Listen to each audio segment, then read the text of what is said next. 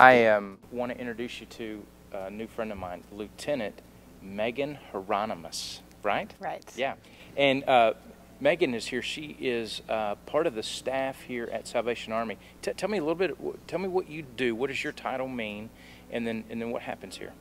I'm pretty much the assistant pastor, and I kind of take over and fill in where the pastors need help, and I handle a lot of the youth ministry is what ends up falling to me. The youth ministry and some of the women's ministry and outreach to the community, like we go to visit nursing homes and things like that, and those are the things that are my main responsibility. Okay, okay. And what most people don't know, or what I think what people are surprised to hear or to remember, is that Salvation Army is actually a church. Yes. Yeah, explain that to me. Well, the Salvation Army was actually intended to be a church in the first place, and the social service aspect kind of comes out of wanting to reach people for Christ. And William Booth, our founder, said if you try to tell a man that God's going to meet all his needs, but he's starving, he's probably not going to believe you. So you bring him in, you give him a shower, you feed him, and then you tell them about Jesus, and that's kind of how the social service aspect of our ministry came into play. And we also have our after-school program where we try to get kids from the community to come in, and we do tutoring and we do activities with them and make sure they get their homework done. And it's also a way that's free for parents to have their children being taken care of after school when they're still at work. So you have church here every Sunday?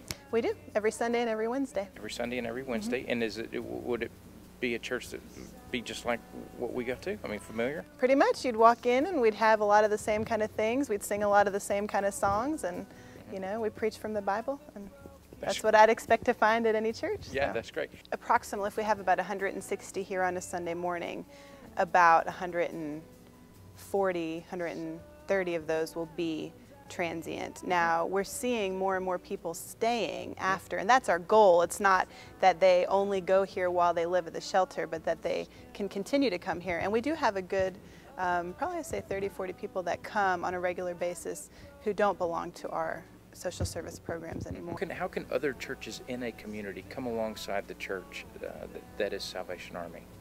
Well, there's all kinds of different ways.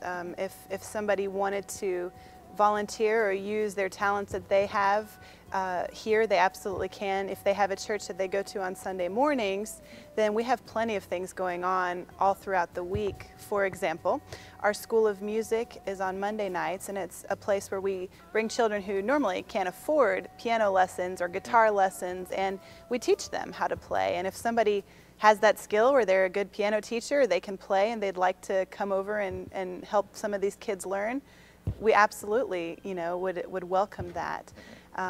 We have needs seasonally, you know, throughout our Christmas program that are just during that time. We don't really need people to ring bells all year long, but we do need them at Christmas time. Without that money that comes in at Christmas time, all of our programs that we do throughout the year don't have the funding to go on. And so you pay people to be at these places ringing the bells? We did. We were paying people so that we had enough people to man all the locations, but this year is the first year that we're actually going completely all volunteer.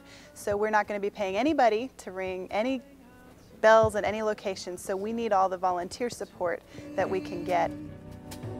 Everything that I